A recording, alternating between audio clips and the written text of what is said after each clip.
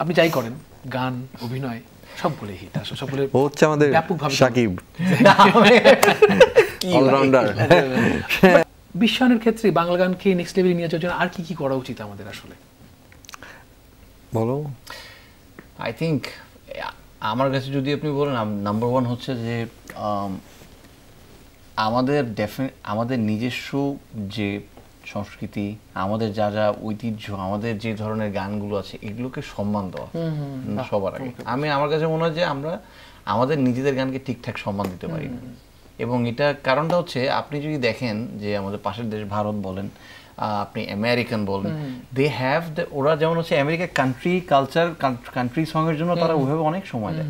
আমার কাছে মনে হয় যে আমাদের যদি আমাদের অডিয়েন্স যারা আছে তারা যদি আরো বেশি অন করে, না এটা আমাদের গান, এটা আমাদের দেশের গান, দেখেন এই আমাদের দেশের গান সারা বিশ্বের মানুষ শুনতেছে, যখন এই জিনিসটা যখন হবে যে আসলে to look at ourself big enough. আমরা সবসময়, আমার কাছে মনে হয় যে কোনো একটা কারণে, কোনো একটা রিজনে আমরা সবসময় কিছু মানে একটা এক্সপেকটেশন থাকে, অথবা আমার কাছে মনে হয় যে বাইরে কেউ মানে অথবা বাইরের কোনো কালচার নিয়ে এসে যদি আমরা ইয়ে করি তাহলে হয়তো বা অ্যাপ্রিসিয়েট হবে না। আমরা বাইরের কালচার আনবো, কিন্তু আমাদের নিজস্ব কালচার যেটা, এইটাকে ধরে রেখে আমরা আমাদের বাইরের কালচারটা আশেপাশে র্যাপ অ্যারাউন্ড করে নেবো।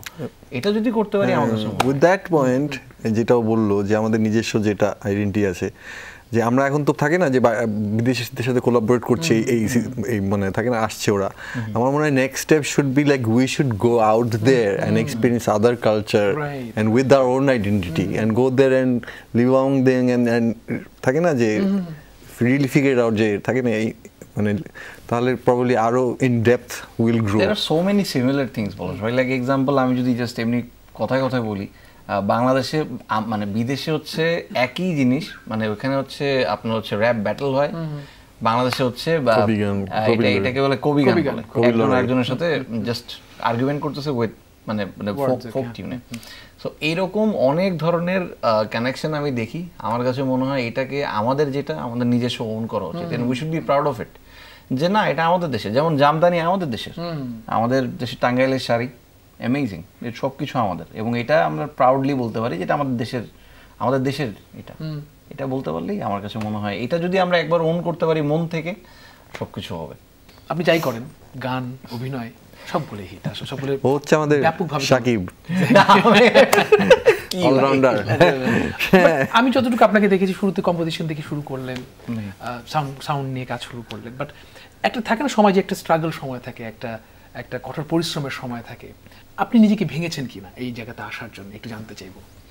অফকোর্স আমার কাছে আমি যেটা মনে করি যে এই মাইন্ডসেটটার পিছনে সবচেয়ে বড় কারণ হচ্ছে আমি কখনো নিজেকে কোনোদিনও আমি আমার নিজের চোখে এখনো সাফল্য ছুঁতে পারিনি, ইন মাই ওপিনিয়ন। আমি মনে করি এখন আমার অনেক দূর যাওয়া বাকি, আমার এখনো মনে হয় আমার আরো অনেক কিছু করা বাকি। এবং যেটা হচ্ছে যে definitely with time everything changes. যেমন there are times where I made compositions on 2015-16. আমার অনেক গান আমি স্ক্র্যাপ করে দিয়েছি because the sound was too old, because it was sounding 2016.